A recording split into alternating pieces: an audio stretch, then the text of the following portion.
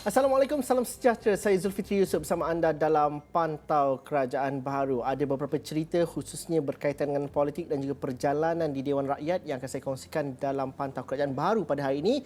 Tapi ini satu perkara yang perlu diambil kira dan juga diketahui pada jam ini di mana rang Undang-Undang Perbekalan 2023 ataupun Bajet 2023 dijadualkan akan dibentangkan pada 24 Februari depan jam 4 petang. Ia terkandung dalam takwim penggal kedua Parlimen ke-15 yang mula bersidang pada 13 Februari depan. Menurut takwim dalam laman web Parlimen, sidang Dewan Rakyat berlangsung selama 29 hari dengan pembentangan bajet 2023 tersenarai dalam aturan pada minggu kedua. Mengikut urusan majlis, sidang Dewan Rakyat akan dimulai dengan pembukaan penggal Parlimen pada 13 Februari dan usul menjunjung kasih dan perbahasan titah diraja pada hari berikutnya.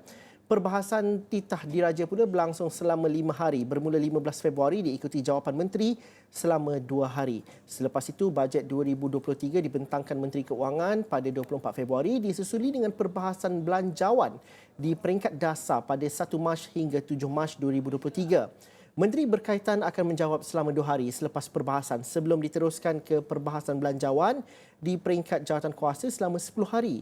Aturan mesyuarat turut menyenaraikan RUU dan urusan kerajaan yang lain selama 2 hari iaitu pada 29 dan 30 Mac. Pada 20 Disember lalu, Dewan Rakyat sebulat suara meluluskan bajet mini 2023 dan rang undang-undang RUU kumpulan wang disatukan perbelanjaan masuk akaun 2022. Dewan Undangan Negeri Dun Perak pada Khamis meluluskan pindaan rang undang-undang RUU Tubuh Kerajaan Negeri bahagian pertama bagi tujuan larangan adun bertukar parti. Usul pindaan itu dibawa oleh Menteri Besar Perak, Datuk Seri Syarani Mohamad dan ia disokong sebelah suara adun yang hadir pada persidangan Dun. Ketika sesi penggulungan, Syarani berkata sisiri peristiwa pertukaran parti dalam kalangan ahli parlimen pada pasca Piala 14 sehingga mengheret negara kepada pelbagai isu pergolakan politik harus dijadikan iktibar. Lakukan pada hari ini akan menjadi indikasi penting dalam usaha kita merealisasikan Pelan Sejahtera 2030. Sesungguhnya, segala perancangan baik yang digariskan dalam pelan tersebut memerlukan ekosistem politik yang stabil. Ini selalu dengan sasaran Perak Sejahtera 2030 untuk mewujudkan sejahtera ekonomi, sejahtera sosial dan juga sejahtera politik. Pindaan berkenaan selari dengan Akta Anti Lompat Parti yang telah diwartakan di peringkat persekutuan dan dikuatkuasakan pada 5 Oktober. Yang di-Pertua Dewan Rakyat, Datuk Johari Abdul hari ini berkata status 4 ahli Parlimen Sabah yang keluar daripada Bersatu setakat ini kekal dan belum ada kekosongan bagi keempat-empat kerusi mereka. Ini adalah berita yang kami muatkan di astroawani.com di mana Johari Abdul berkata notis pemakluman daripada Bersatu untuk mengesahkan bahawa telah berlakunya kekosongan luar jangka 4 ahli Parlimen berkenaan telah diterima pada 27 Disember lepas. Perkara 49A dalam kurungan 3 Perlembagaan Persekutuan menyebut yang di-Pertua apabila menerima notis bertulis daripada mana-mana ahli Dewan Rakyat mengenai berlakunya kekosongan luar jangka dalam kalangan ahli Dewan Rakyat di bawah perkara ini, hendaklah memastikan bahawa berlakunya kekosongan luar jangka itu dan memberitahu Suruhanjaya Pilihan Raya sewajarnya dalam tempoh 21 hari daripada tarikh menerima notis bertulis itu. Sebelum itu, Parti Bersatu menghantar notis kepada Yang di-Pertua Dewan Rakyat mendakwa berlaku kekosongan kerusi Parlimen luar jangka. Ia susulan tindakan 4 ahli Parlimen yang bertanding atas tiket Gabungan Rakyat Sabah GRS pada PRU ke-15 keluar parti itu baru-baru ini. Naib Presidennya Datuk Seri Noril Kandi berkata Bersatu berpendirian 4 ahli Parlimen berkenaan hendaklah terhenti menjadi ahli Dewan Rakyat dan perlu mengosongkan kerusi mereka menurut perkara 49A dalam kurungan 3 Perlembagaan Persekutuan. Bersatu juga jelas Ronald memohon kepada Yang di-Pertua Dewan Rakyat supaya perkara ini dimaklumkan kepada Suruhanjaya Pilihan Raya SPR dalam tempoh 21 hari dari tarikh penerimaan notis bertulis. Ia bagi memberi laluan agar proses pilihan raya dapat diatur bagi mengisi kekosongan tersebut. 4 ahli parlimen yang dimaksudkan Ronald ialah Datuk Armizan Muhammad Ali, Ahli Parlimen Papar, Khairul Firdaus Akbar Han Batu Sapi, Datuk Jonathan Yassin Ranau dan Mat Bali Musa Sepitang. Ronald menjelaskan melalui surat bertarikh 3 November 2022 daripada Setiausaha Badan Pimpinan Bersatu Sabah kepada Presiden Parti Tan Sri Muhyiddin Yassin telah mengesahkan keempat-empat ahli Dewan Rakyat tersebut adalah antara calon yang akan bertanding sebagai anggota bersatu pada PRU ke-15. Keahlian mereka dalam GRS juga adalah sebagai anggota Parti Bersatu. Malah Pengerusi GRS Datuk Seri Haji G. Nur pada 2 November turut mengumumkan terdapat 6 calon daripada Parti Bersatu akan mewakili GRS untuk bertanding dalam PRU ke-15. Walau bagaimanapun, pada 10 Disember Haji G menyatakan bahawa kesemua pemimpin Parti Bersatu Sabah telah keluar parti.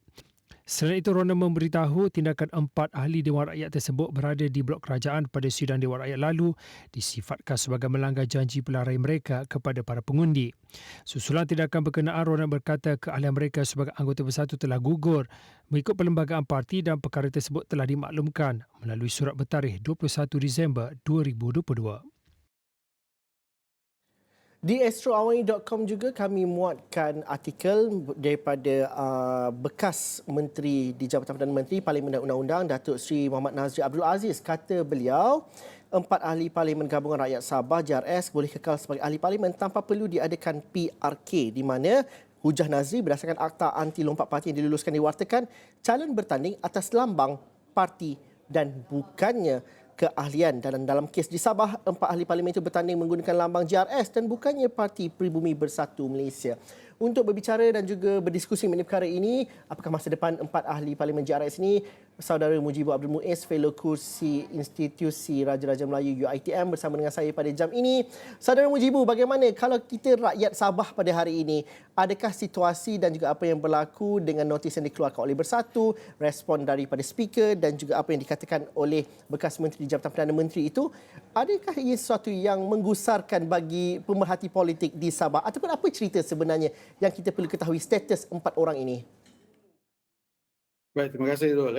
Saya rasa yang menggusarkan itu adalah bagaimana natijahnya nanti kalau sekiranya pertimbangan daripada yang dipertua Speaker Dewan Rakyat selepas 21 hari melihat kepada situasi ini, apakah perlu melakukan pilihan raya negeri semula, kerana sudah tentu dalam keadaan semasa pada ketika ini pilihan raya kecil bagi 4 parlimen itu ya, Sepitang, Batu Sapi, Ranau dan juga Papar akan sudah tentulah menyusahkan mereka yang berada di kawasan tersebut.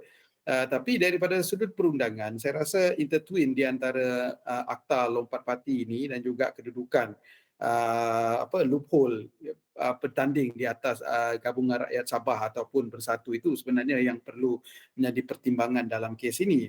Walau bagaimanapun saya melihat daripada perspektif rakyat Sabah, sudah tentulah apa yang berlaku di peringkat Bersatu yang berlaku ini tidak melibatkan Bersatu di Semenanjung, kerana apa yang kita lihat kesetiaan kepada Bersatu itu lebih kepada tokoh-tokoh yang berada sebagai tunjang Bersatu di Sabah, dan apabila mereka keluar, jadi dinamika politik itu saya rasa lebih kepada tokoh yang menaungi Bersatu itu berbanding Parti Bersatu secara keseluruhan.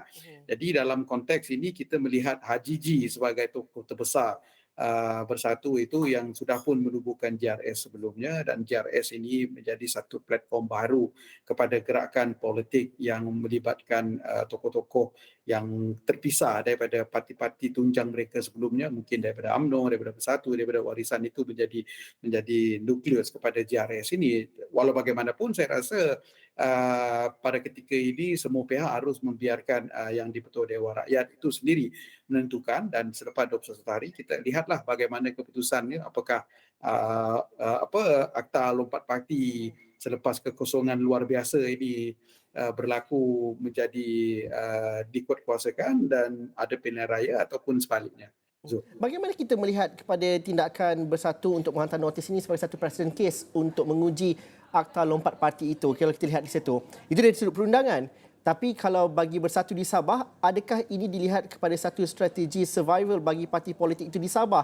Dan juga bagaimana Datuk Seri Dahlan Kiandi memastikan bahawa Bersatu itu tidak lenyap daripada Sabah? Bagaimana kita melihat daripada dua sudut berbeza itu, Saudara Mujibu?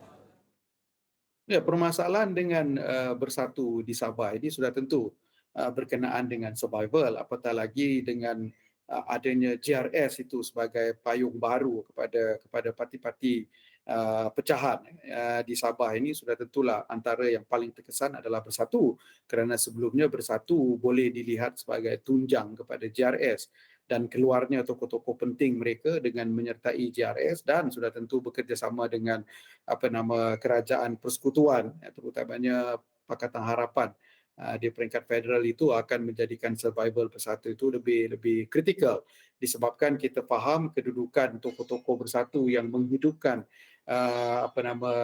survival bersatu itu di Sabah dalam konteks politik tempatan, yang pada satu ketika bagi saya yang paling penting adalah bagaimana bersatu itu sepatutnya mengambil kesempatan untuk membina akar umbi dan jaringan operasi yang lebih mantap di Sabah itu tidak diambil penting oleh bersatu, terutamanya tokoh-tokoh semenanjung yang pada satu ketika saya lihat berharap kepada kedudukan bersatu itu disandang oleh kekuatan tokoh-tokoh lokal, yang mana tokoh-tokoh lokal ini apabila melompat di sinilah barangkali yang paling penting dalam konteks survival bersatu. Yang saya yakin dalam hal ini Haji G sebagai tokoh besar itu mampu untuk menarik mereka-mereka yang pada bersatu itu untuk berpindah saja kepada GRS disebabkan politik oligarki dan budaya naungan yang masih lagi tebal dan subur dalam konteks politik lokal di Sabah. Jadi bila kita melihat ini daripada perspektif perundangan, sudah tentulah satu aspek dan satu segi kita juga mahu melihat bagaimana kecakapan Akta Lompat Parti ini dalam konteks di Sabah itu teruji dengan loophole tertentu. Apakah kita akan bercakap kembali tentang perlunya akta pecah, recall election, kerana dibulkan oleh bersatu sudah tentulah hak parti yang bertanding itu untuk mengekalkan kawasan intact dengan sebagai pelindung. Jadi mungkin sisi inilah Zul yang kita perlu lihat dalam konteks apa yang berlaku dalam bersatu ini, iaitu aspek survival bersatu dalam konteks politik lokal di Sabah.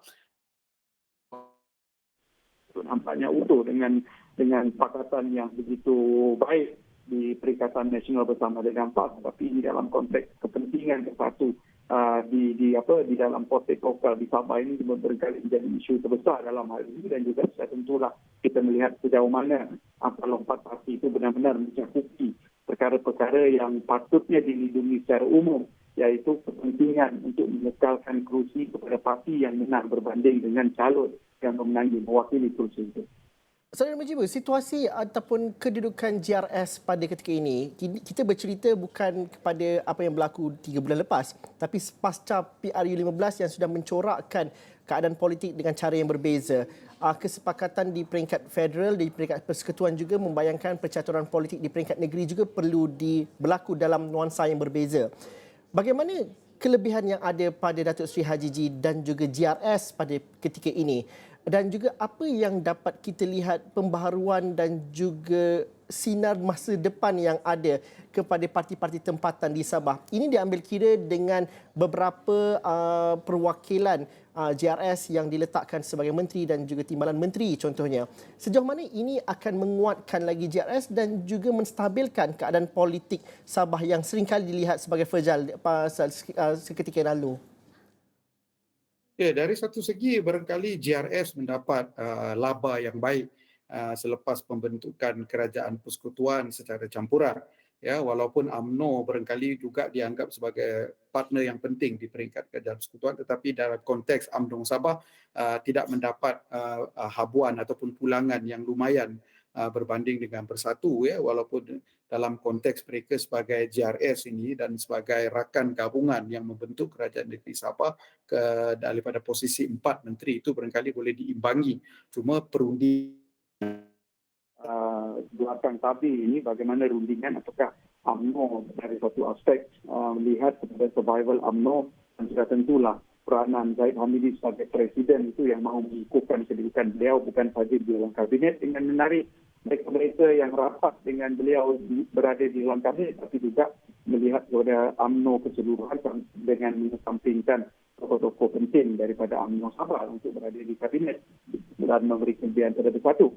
Soalnya sekarang ini adalah bagaimana JRS perlu bergerak sebagai satu blok yang benar-benar mewakili suara rakyat Sabah, kalaupun tidak boleh menjadi sebagai GPS di Sarawak, tetapi barangkali boleh mengimbangi politik-politik Sabah ini agar aspek-aspek yang paling penting, iaitu aspek kewilayahan dan juga aspek oligarki politik Sabah yang begitu dominan itu tidak terhakis dengan penubuhan JRS ini, kerana jelas masalah terpenting di dalam JRS ini adalah bagi memastikan cabaran tertentu, terutamanya daripada Barisan Nasional ataupun warisan itu sendiri boleh timbul dalam aspek kalau naratif tertentu ini gagal ditangani oleh JRS dan aspek-aspek lokal ini boleh timbul di dalam parti-parti yang saya sebutkan tadi, Barisan Nasional ataupun juga warisan yang saya rasa barangkali memberikan cabaran yang begitu kuat kepada JRS ini mungkin akan mengganggu juga perjalanan politik Sabah yang pada satu ketika saya rasa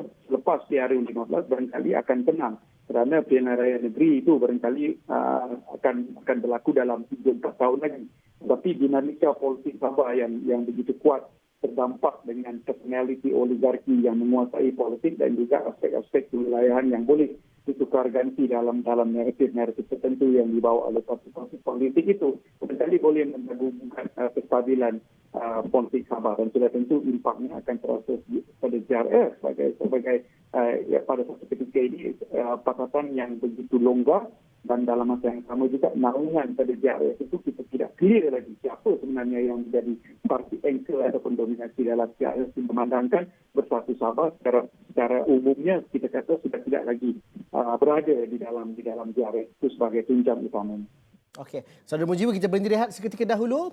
Kita noktahkan dahulu perbincangan mengenai cerita pasal pengosongan notis pengosongan 4 ahli parlimen ini dan juga JRS. Kita nak cerita pasal pemilihan UMNO pula. Itu kita bincangkan selepas ini.